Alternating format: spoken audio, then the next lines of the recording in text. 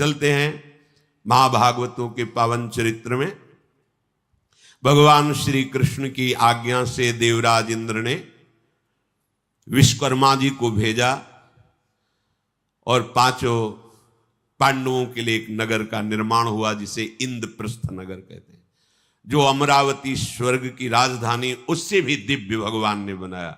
जबकि कौरवों ने ऐसी जगह भेजा इस खांडोप्रस्थ में जहां जनशून्य खंडहर पड़े हुए थे, वहां का राजा बनाया। समझो, यदि आपके साथ प्रभु हैं तो आप जहां जाओगे मंगल ही मंगल होगा, और प्रभु नहीं है तो चाहे जितना सुख वैभव इकट्ठा कर लो, अमंगल ही, अशांति ही, दुख ही रहेगी, देख लेना। इसलिए भगवान का आश्रय किसी भी परिस्थिति में कभी मत छोड़ो, परिस्थिति बदल जाएगी। देखो ना, यहां ईंट गारा से नगर नहीं बना, विश्वकर्मा जी ने दृष्टि से सब निर्माण कर दिया, और ऐसा निर्माण किया कि देवराज इंद्र की अमरावती भी वैसी सुंदर नहीं थी जैसी इंद्रप्रस्थ का निर्माण हुआ। इंद्रप्रस्थ का बड़ा विशाल वर्णन है इस ग्रंथ में, क्या क्या कैसे कैसे। फिर भगवान श्री कृष्ण ने विदा मांगी और चलते हुए कहा कि विशेष हमारा उपदेश तुम्हारे लिए यही है कि कभी आए हुए अतिथि और संत महात्मा का अनादर ना होने पावे, ये गृहस्थ का परम धर्म है। और देवर्षि नारद जी आएंगे, कुछ आपको उपदेश करेंगे, उसको अपने जीवन में धारण करना, ऐसा भगवान कहकर द्वारिकापुरी के लिए गए। मना पांडव बड़े आनंद से इंद्रप्रस्थ में निवास कर रहे थे। भगवान की आज्ञा के अनुसार देवऋषि नारद अकस्मात वहां पधारे। दूसरों के लिए जिनका दर्शन दुर्लभ है, ऐसे भगवत तेज से युक्त बृहस्पति के समान परम ज्ञानी महान भागवत श्री नारद जी महाराज युधिष्ठिर के महल में आकाश मार्ग से उतरे। उन्हें आया देखकर सभा सहित महाराज युधिष्ठिर खड़े हो गए, प्रणाम किया, सुंदर आसन विराजमान होने के लिए दिया। जब देवर्षि नारद सुखपूर्वक बैठ गए तब विधि पूर्वक उनके चरण धोए, अर्घ्य निवेदन किया और अपने सहित संपूर्ण राज्य उनके चरणों में समर्पित कर दिया। महाराज, ये भेंट है, हम सब और जितना वैभव ये सब आपके चरणों में। नारद जी बहुत प्रसन्न हुए।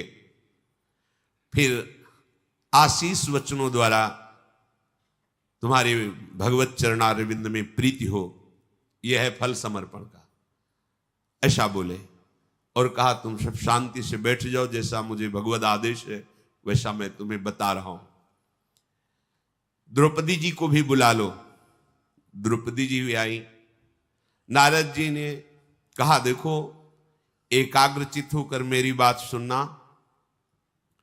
धर्म का आचरण ही जीवन का परम लाभ है, अधर्माचरण नहीं। पापाचरण करके यदि संपत्ति प्राप्त करोगे तो तुम्हारे परिवार को भी दुख भोगना पड़ेगा, तुम्हें तो भोगना ही पड़ेगा, लेकिन उस अधर्माचरण की कमाई का भोक्ता जो परिवार है, जिनके लिए तुमने अधर्माचरण पापाचरण किया है, उनको भी जलना ही होगा। नाना प्रकार की कामनाएं, अशांति, विघ्न, विपत्तियां तुम्हें चैन नहीं लेने देंगी। इसलिए मान लो, भले आप नमक रोटी खा के जियो, पर धर्माचरण करो, अधर्म से नहीं। अधर्म से कमाया हुआ धन संपत्ति दुख, विपत्ति, क्लेश, अशांति यही देगी।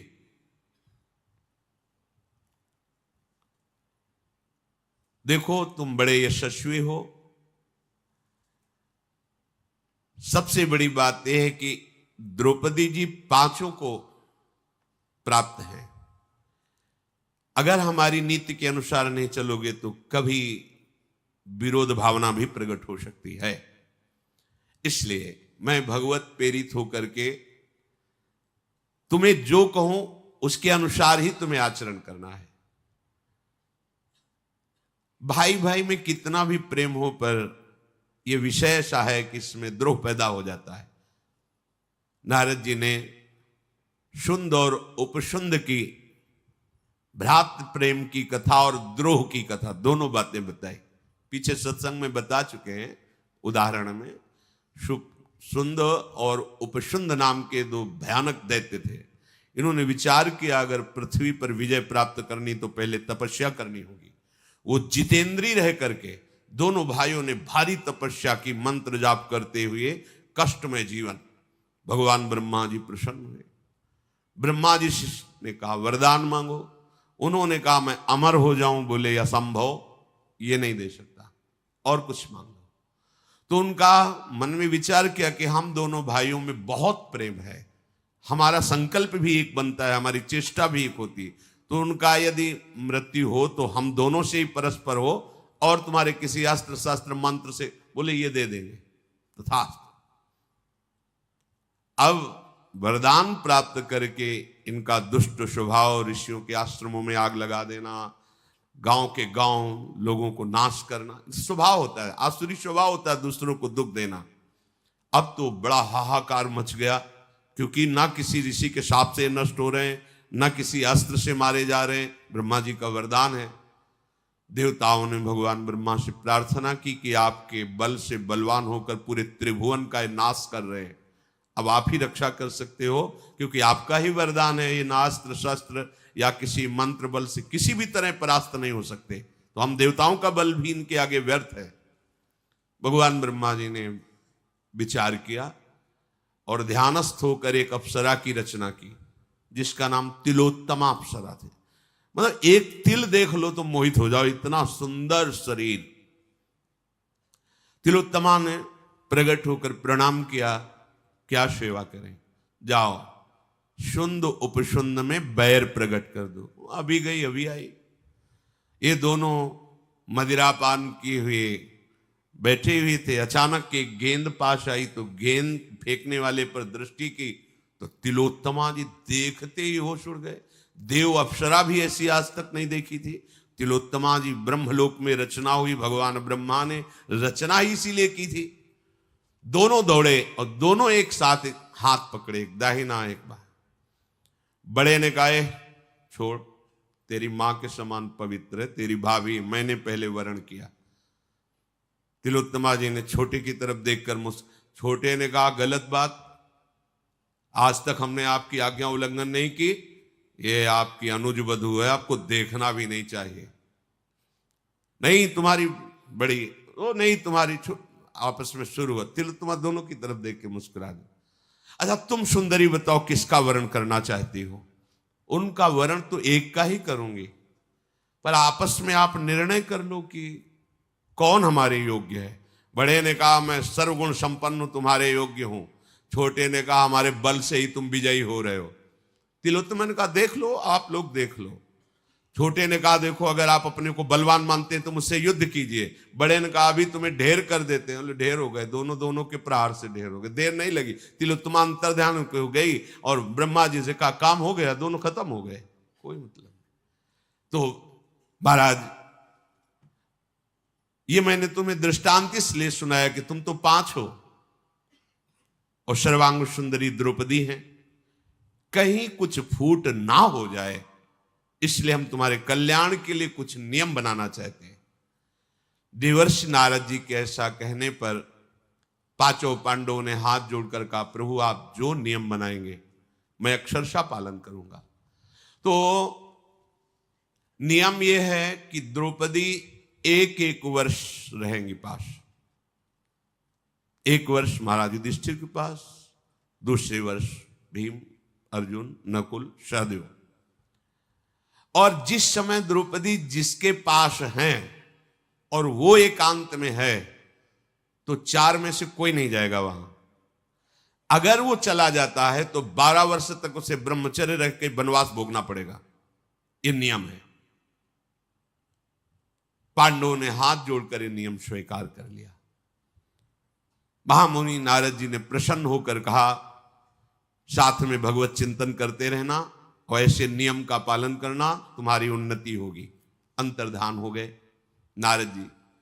नारद जी की प्रेरणा से पांडवों ने नियम बना लिया और कभी किसी का एक दूसरे से विरोध न हो, ऐसे मुख्यता भाव का ध्यान रखा। कुछ समय ही व्यतीत हुआ था परीक्षा भी होती है, नियम की परीक्षा होती है, व्यवधान उपस्थित होता है।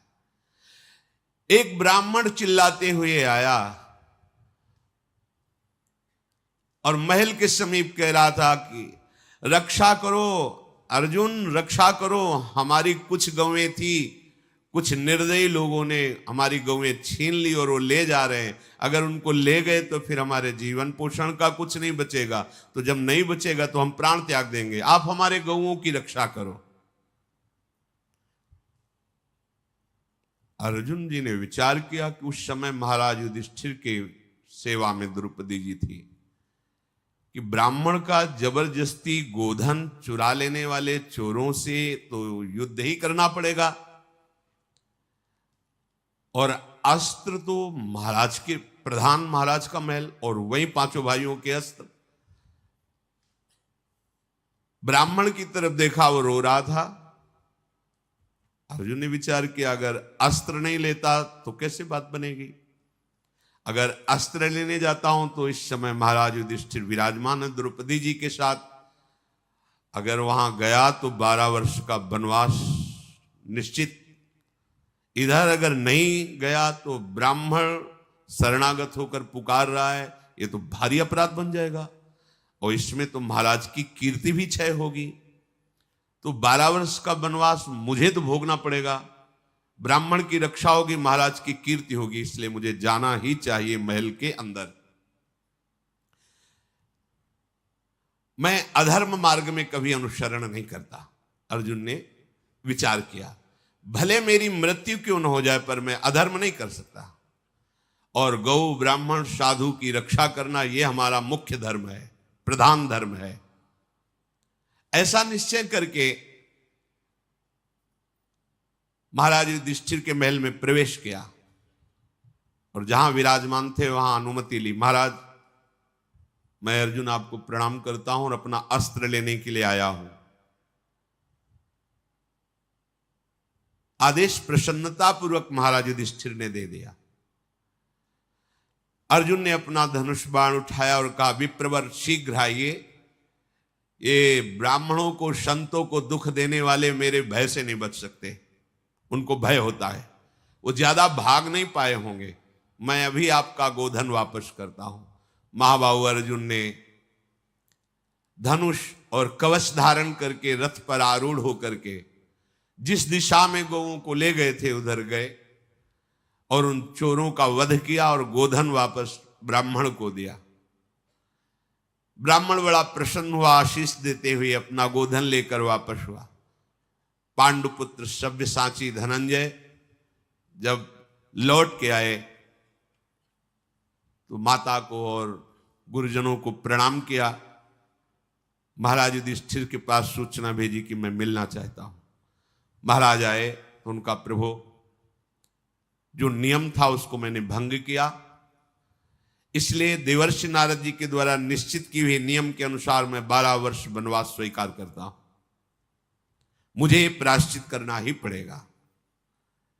हम लोगों की शर्त थी, इसलिए। अर्जुन के मुख से बात सुनकर के धर्मराज लड़खड़ा गए एकदम। ऐसा नहीं, ऐसा नहीं, बिल्कुल कोई अपराध तुम्हारे लिए नहीं बना, देखो मैं बड़ा हूं और मेरे पास तुम्हारा जाना कोई दोषयुक्त नहीं, अगर तुम्हारे पास मैं जाता तो दोषयुक्त होता। धनंजय, तुम ऐसे वचन मत बोलो, वचन ही मुझको दुख दे रहे हैं कि 12 वर्ष तुम हमसे अलग रहोगे।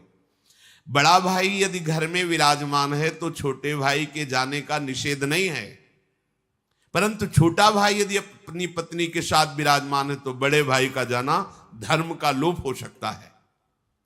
अर्जुन बोले, प्रभु, देवर्षि नारद जी के नियम में बहानेबाजी नहीं चलेगी। आप जानते हैं कि आप इस समय भ्रातृ प्रेम के कारण ऐसा बोल रहे हैं, वस्तुतः नियम यही था, और हम कभी सत्य से विचलित नहीं होते, और आप सत्यवान हैं, आपको विचलित होने देंगे नहीं। इसलिए मैं शपथ पूर्वक कहता हूं कि मैं 12 वर्ष अब महल में नहीं रह सकता, जंगल में निवास करूंगा। महाराज युधिष्ठिर को अनमने होकर ही सही पर आदेश देना पड़ा। 12 वर्ष ब्राह्मणों से वनवास की प्रक्रिया, क्या कैसे रहना चाहिए, और उसकी दीक्षा लेकर वहां से अर्जुन जी चल पड़े। कैसे धर्म का पालन करने वाले, महाबाहु अर्जुन जब जाने लगे तो कुछ वेदज्ञ ब्राह्मणों ने कहा कि हम आपको अकेला नहीं जाने देंगे, आपके साथ चलेंगे। तो जैसे देवता लोग देवराज इंद्र के साथ चलते हैं, ऐसे सब्यसाची अर्जुन के साथ बहुत से ब्रह्म ऋषि उनको मधुर मधुर कथाएं सुनाते हुए वनवास का समय ठीक से कटे, ऐसे ले चले। अर्जुन वनवास के समय रमणीय वन, सरोवर, नदी, सागर, पुण्य तीर्थों को देखते हुए धीरे धीरे गंगा द्वार हरिद्वार में पहुंचे। वहां कुछ समय के लिए निवास किया। गंगा द्वार में ब्राह्मणों ने अनुष्ठान किया, गंगा स्नान करके अग्निहोत्र के लिए अग्नि प्रकट की।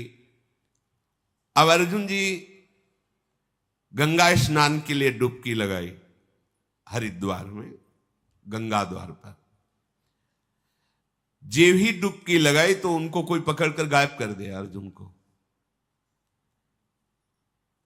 जब आंख खुली तो देखा महल में, और दिव्य महल। कौन है जो मुझे अपहरण करके लाया है? अर्जुन ने। तो नागराज कौरव के परम सुंदर भवन में अर्जुन आश्चर्यचकित होकर के, कौन है? पर उस समय अग्नि प्रज्वलित थी। तो उन्होंने कहा पहले जो हमारी दिनचर्या है, संतों ने बताई कि वनवासी को कैसे वानप्रस्थ को रहना चाहिए। तो उन्होंने उसमें अग्निहोत्र कार्य संपन्न किया, अग्निदेव को प्रणाम किया। फिर देखा कि एक बहुत ही सर्वांग सुंदरी नवयुवती छिपी हुई थी। जब अग्निहोत्र कर चुके तब सामने आई। तो अर्जुन ने कहा तुमने अपहरण किया मेरा? तो उसने मुस्कुरा के कहा हाँ। बोले ऐसा साहस तुम्हारे अंदर कैसे आ गया? तुम जानती हो मैं कौन हूं? क्यों अपहरण किया? तुम किसकी पुत्री हो? तुम्हें कैसे सामर्थ्य मिली? उनका नाम उलूपी, नाग कन्या उलूपी। उन्होंने कहा कि मैं महाविषधर ऐरावत नाग के कुल में उत्पन्न हुई हूं। जो कौरव्य नाग मेरे पिता हैं उनकी मैं पुत्री हूं। मैं इच्छाधारी नागिन हूं। मेरा नाम उलूपी है और मेरे में अपार सामर्थ्य है, इसलिए मैंने आपका अपहरण किया। तो आप क्या चाहती हैं? मेरा अपहरण किस कार्य के लिए किया? तो उनका मैंने तुम्हें देख करके पति रूप में वर्ण किया, इसलिए अपहरण किया। तुम बहुत हमारे चित्त में भाग गए हो। आज तक हमने कभी पति का वर्ण नहीं किया। मैं कुमारी हूं और तुम्हें पति रूप से वर्ण करती हूं और आपको हृदय दे दिया। आज तक किसी से आसक्त नहीं हूं, आगे किसी से आसक्त नहीं होंगी। ये मेरा व्रत है, अब आप मुझे स्वीकार कीजिए। अर्जुन ने कहा मैं 12 वर्ष के लिए वनवास का व्रत लिए हूं। महाराज युधिष्ठिर और ब्राह्मणों के सामने हमने संकल्प लिया है। उलूपी ने कहा मुझे पता है, आप कोई अखंड बाल ब्रह्मचारी तो है नहीं ना। द्रौपदी जी के लिए 12 वर्ष आप ब्रह्मचर्य और वनवास ले रहे ना, मेरे लिए तो नहीं ना। मुझे पता है आपका ब्रह्मचर्य कोई निर्दिष्ट नहीं कि अखंड ब्रह्मचारी, ऐसा नहीं। आपने केवल द्रौपदी के लिए वो शर्त थी। मैं ये सब जान करके आपका अपहरण किया हूं, इसलिए आप वनवास कीजिए पर मुझे पत्नी रूप में स्वीकार करें। ये द्रौपदी के लिए नियम बनाया गया था। ये कोई आपका संकल्प ऋषियों के द्वारा आजीवन नैष्ठिक ब्रह्मचर्य नहीं है। और मैं बहुत दुखी आर्त होकर आपकी शरण में हूं कि आप जैसा मुझे पति त्रिभुवन में नहीं मिला और मुझे अच्छा लगा और मैंने वर्ण किया। अब मेरी इस आशा को आप मत तोड़िएगा। और वो रोते हुए अर्जुन के चरणों में याचना किया। नागराज कन्या उलूपी के ऐसा कहने पर कुंती कुमार अर्जुन कुछ समय तक मौन होकर शांत हो गए और धर्म का चिंतन करने लगे कि मेरे हृदय में प्रेरणा करो, क्या ये मेरे भाग्य विधान से ऐसा है? फिर अर्जुन को अंदर से प्रेरणा आई कि ये ऐसा ही विधान है। उलूपी को स्वीकार किया अर्जुन ने और काफी समय तक उसके समीप रहे। अर्जुन फिर वहां जाने को तैयार हुए। उलूपी के गर्भ से महान बल पराक्रमी इरावान नाम का पुत्र प्रकट हुआ। और उलूपी ने कहा, आपने मुझे जीवन दान दिया, आप मेरे पति रूप हुए, तो मैं आपको ये शक्ति देती हूं कि चाहे जितना अगाध जल हो, कभी आप डूबेंगे नहीं, जल में कभी नहीं डूबेंगे। और कोई भी विषैला जंतु आपको काटेगा तो आपके ऊपर विष नहीं चढ़ेगा। महाराज, मैं आपके इस पुत्र के सहारे जीवन व्यतीत कर लूंगी और सदैव आपके ही रहूंगी। अर्जुन वहां से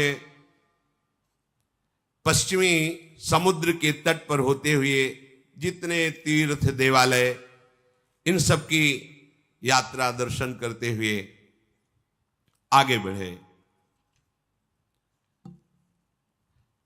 प्रभास क्षेत्र में अर्जुन गए। प्रभास क्षेत्र में जब अर्जुन गए तो गुप्तचर, जब अर्जुन वनवास के लिए निकले थे तभी से द्वारिकाधीश ने लगा दिया था कि कभी कोई शत्रु अर्जुन पर आक्रमण करे तुरंत मुझे सूचना दी जाए।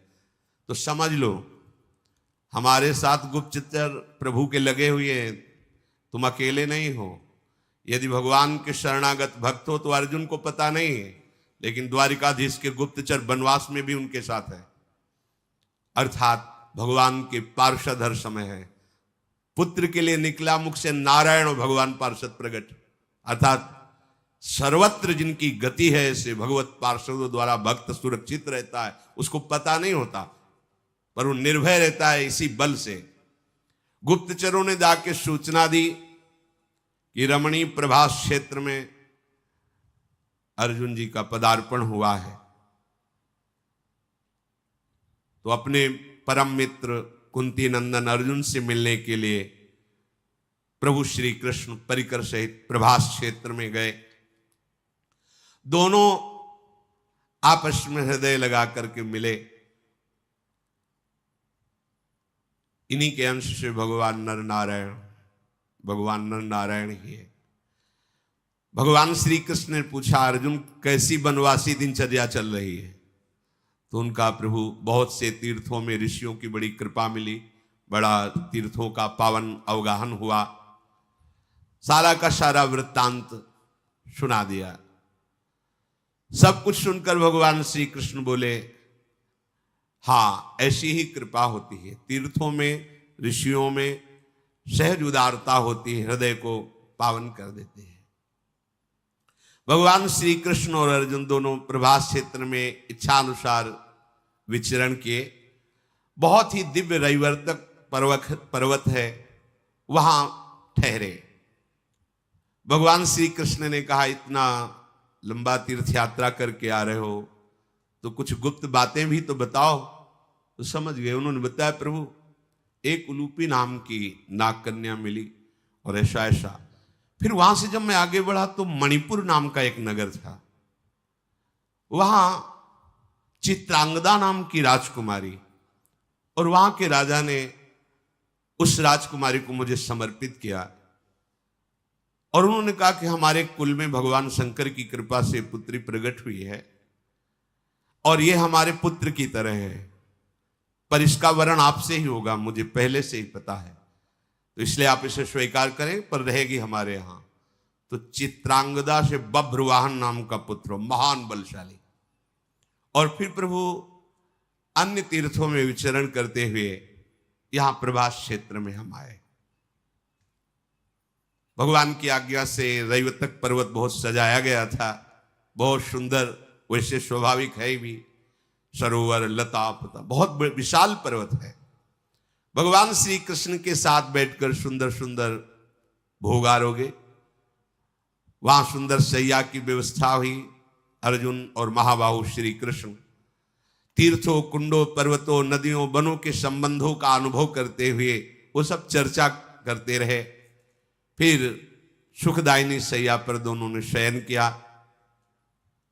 जब प्रातः काल हुआ तो आवश्यक कार्य करके भगवान श्री कृष्ण के द्वारा अभिनंदित होकर सुवर्ण में रथ में बैठ करके द्वारिकापुरी गए। द्वारिकापुरी में बड़ा स्वागत हुआ अर्जुन जी का। अर्जुन जी को देखने के लिए लाखों की संख्या में द्वारिकापुरी के लोग आए। और भगवान श्री कृष्ण अर्जुन जी के दर्शन करके बहुत प्रसन्न हुए। अर्जुन जी का बड़ा आदर द्वारिकापुरी में हुआ।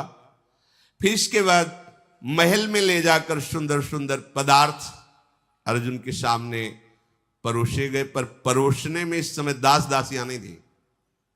महल में जो अपने निज जन है वहां फिर अपने पर, तो सुभद्रा जी परोसने के लिए आए। और सुभद्रा जी का ऐसा सुंदर स्वरूप, ग्वालिनी वेश और ऐसा सुंदर स्वरूप।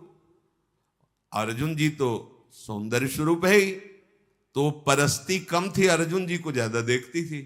अर्जुन जी पा कम रहे थे और सुभद्रा जी को देख रहे थे, और भगवान श्री कृष्ण दोनों को देख रहे थे। कौतूहल पूर्ण ये दृश्य भगवान श्री कृष्ण देखते रहे। बहन है सुभद्रा जी।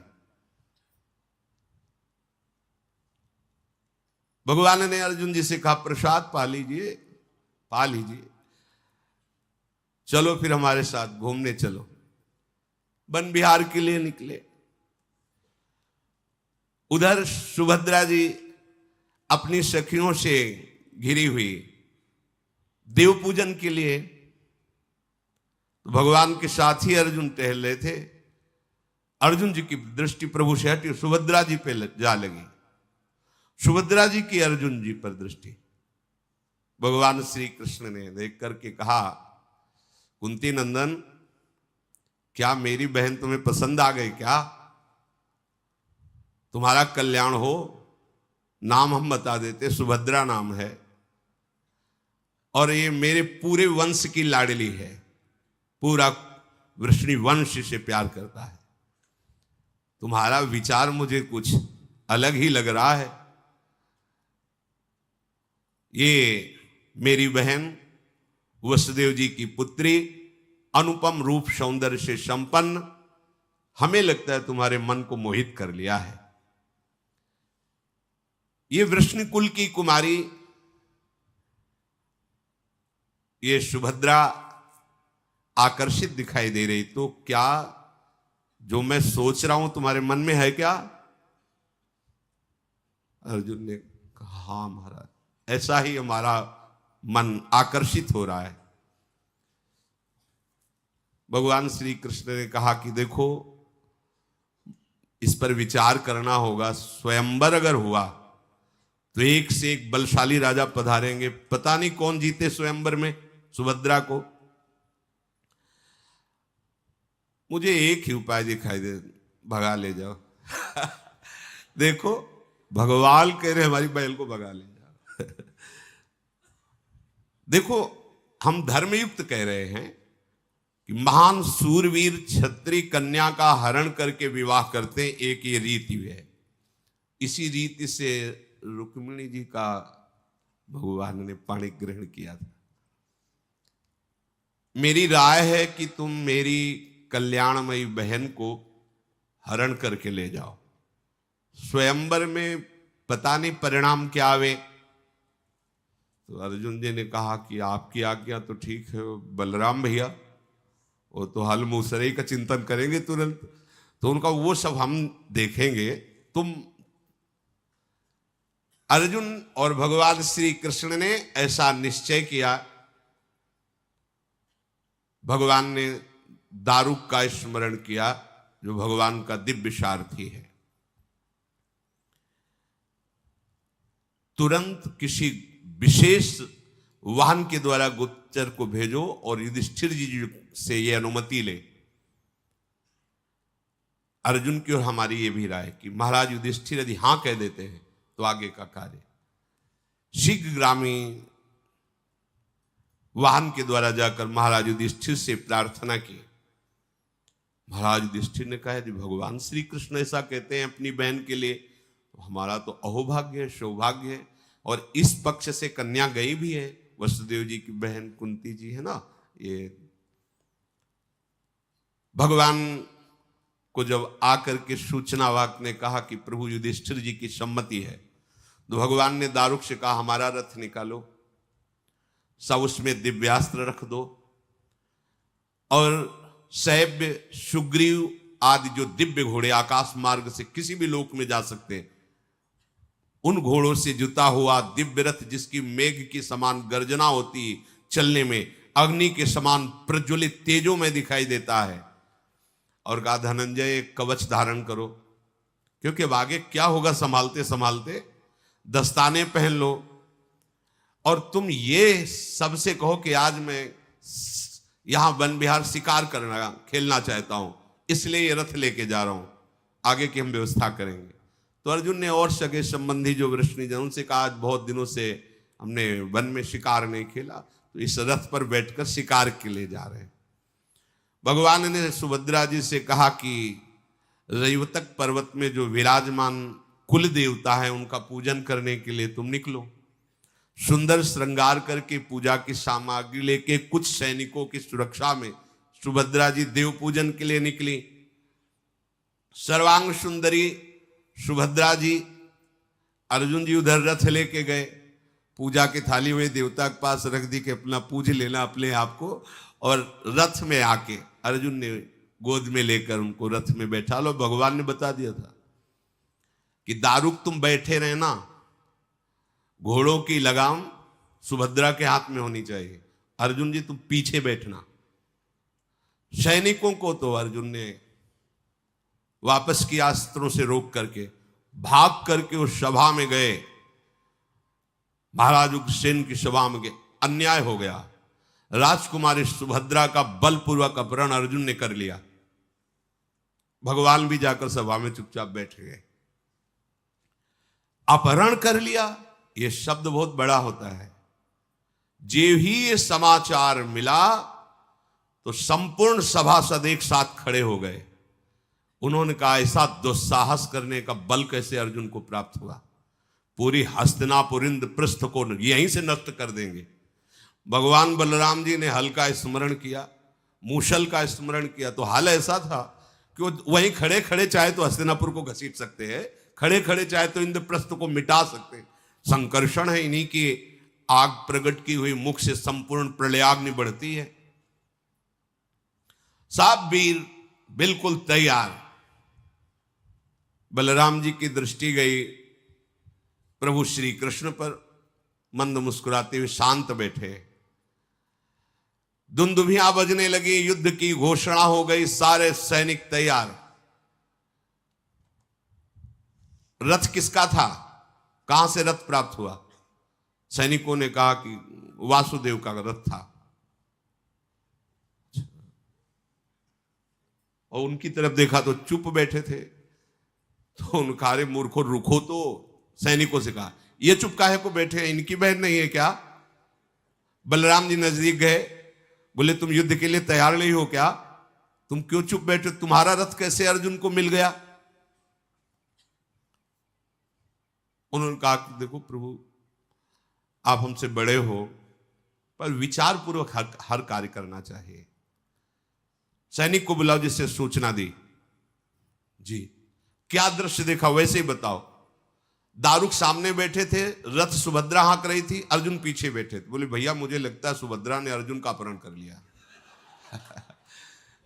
सैनिकों से पता चल, आप देख लो पहले, अगर अर्जुन बलपूर्वक सुभद्रा को पीछे बैठा ले होते और स्वयं अर्जुन शांत बैठे हैं, सुभद्रा रथ हाँक रही, तो आप ये क्या दर्शा रहा है कि सुभद्रा अर्जुन पर मोहित हुई, अर्जुन का अपहरण कर लिया। तो आपको क्या उचित है? अर्जुन क्या दंड के पात्र हैं? और कहीं इस स्थिति में अपनी सीमा से सुभद्रा आगे निकल गई तो आप उत्तर देने लायक रहेंगे कि बलराम की बहन सुभद्रा ने अर्जुन का अपहरण कर लिया? सब विद्वांसी साहब, बलराम जी से का उचित यही है, तत्काल बुजुर्ग जनों को भेजो और प्रार्थना करके अर्जुन को बुलाओ और उत्साह के से सुभद्रा का ब्याह अर्जुन से किया गया है ये घोषणा करवा दो। बलराम जी ने कहा यही ठीक रहेगा, यही ठीक रहेगा। अच्छा, जिसके पक्ष में भगवान है उसका कैसे, आप समझो, जहां भगवान पक्ष ले रहे हैं वहां बिगड़ क्या सकता है? अब अर्जुन के मन में था ही कि प्रभु उधर है, ज्यादा बिगड़ नहीं पाएगी। देखा बड़े बड़े महारथी आ रहे हैं, तो अर्जुन सावधान स्थिति में हुए। वो लोग शांत उतर करके गए प्रणाम मुद्रा में और कहा वासुदेव श्री कृष्ण और बलराम जी ने आपको सादर बुलाया। सादर शब्द से समझ गए कि प्रभु की लीला। वापस गए, बड़े ही जय घोष के साथ अर्जुन का स्वागत किया गया और समस्त यादवों के बीच में सुभद्रा जी का धर्म के अनुसार पाणी ग्रहण संस्कार अर्जुन से हुआ। अर्जुन कुछ समय तक वहां व्यतीत किए, फिर द्वारिका से वृषणवंशियों द्वारा पूजित होकर, क्योंकि 12 वर्ष पूर्ण करने थे, पुष्कर तीर्थ में गए और वनवास का शेष समय इन तीर्थों में वास करते हुए पूरा किया। जब 12 वर्ष तीर्थों में वास करते हुए पूर्ण हुए, फिर वो इंद्रप्रस्थ आए, जो पूर्व में खांडोप्रस्थ कहा गया। धौम्याचार्य जी ने स्वस्ति वाचन किया, माता कुंती जी ने हृदय से लगा करके उनको आशीर्वाद दिया। महाराज युधिष्ठिर और भीम के अर्जुन ने चरण छुए, नकुल सहदेव ने अर्जुन के चरण छुए। बड़ा आनंद। अर्जुन ने सूचना दे दी थी द्वारिका में कि मैं अमुक तिथि को पहुंच रहा हूं, हमारा वनवास पूरा होगा। तो उधर से बहुत से सैनिकों से सुरक्षित सुंदर गोप वेश में, घांगरा चुंदरी जो गोप वेश, इसमें सुभद्रा जी को ग्वालिनी का सा वेश और अपार संपत्ति द्वारिका से साथ में। ये जब सूचना दुर्योधन कर्ण आदि को मिली तो होश उड़ गए कि इनकी तो रोज की रोज उन्नति हो रही। हाँ, ये विश्वास आप कर लीजिए, यदि आपने प्रभु श्री कृष्ण का आश्रय ले लिया है तो कुछ बीच में आपको विपत्तियां सहनी पड़े भले, लेकिन वो विपत्ति आपके महासुख का कारण बनेगी। दिन दिन बढ़े प्रताप शुक्ल पक्ष, जैसे चंद्र कला, रे मन भजिए नंद लला। कहीं भी आप रहो, कहीं भी घर कानन में रहो, कहूं भी पकड़े ना ही पला, रे मन भजिए नंद। कोई पैदा नहीं हुआ कि तुम्हारा पल्लू पकड़ ले। देखो, जिसकी तरफ भगवान है, जैसे शुक्ल पक्ष का चंद्रमा बढ़ता है, ऐसी उसकी यश कीर्ति वैभव बल सब बढ़ता है। विश्वास करके भगवान का आश्रय लेना चाहिए। सुभद्रा जी जे भी महल में प्रवेश की तो जो देखता सुभद्रा जी का स्वरूप। भगवान श्री कृष्ण की बहन है और ग्वालिनी वेश तो वैसे ही मनोहर वेश होता है। सुभद्रा जी सबसे पहले राजमहल में जाकर माता कुंती के चरणों में प्रणाम किया, फिर प्रसन्नता पूर्वक आशीर्वाद प्राप्त करके द्रौपदी जी के समीप गए। द्रौपदी जी के चरण छुए, कहा देवी मैं आपकी सदैव दासी हूं और दासी ही रहूंगी, क्योंकि बड़ी है। देखो कैसा मृदु व्यवहार है। मैं आपकी दासी हूं, आपको प्रणाम कर रही हूं, जीवन भर आपकी दासी रहूंगी। यह है प्रियता का स्वरूप। नहीं तो कहीं ना कहीं फिर मन मुटाव, सौत भावना आ जाए, इसलिए बहुत प्रियता। द्रौपदी जी ने हृदय से लगा के कहा, बहन तुम्हारा पति प्रेम प्रतिदिन बढ़े, तुम्हारे पति सदैव स्वस्थ रहे। शब्द देखिए, तुम्हारे पति, ये शब्दों। सुभद्रा ने आनंद मगन होकर कहा, ऐसा ही हो, ऐसा ही हो। कमल नयन भगवान श्री कृष्ण ने जब ये पता चला कि सुव्यवस्थित सुभद्रा जी महल पहुंच गई हैं, तब महारथियों से कहा कि भारी सामग्री और पहुंचाई जाए। इतना इंद्रप्रस्थ में रथ, हाथी, घोड़े, रत्न, संपत्ति पहुंचा दी जाए कि द्वारिका से किसी भी तरह कुछ कम ना हो।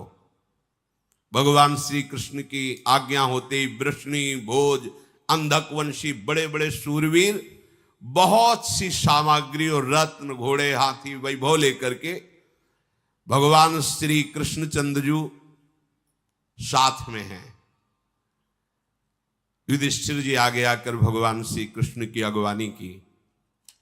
जब ये सुना कि पहले सुभद्रा जी के साथ बहुत दहेज आया और अलग से आया है, हमें लगता है कि दुर्योधन जीवन भर जलता ही रहा है, उसे कभी शीतलता नहीं मिली।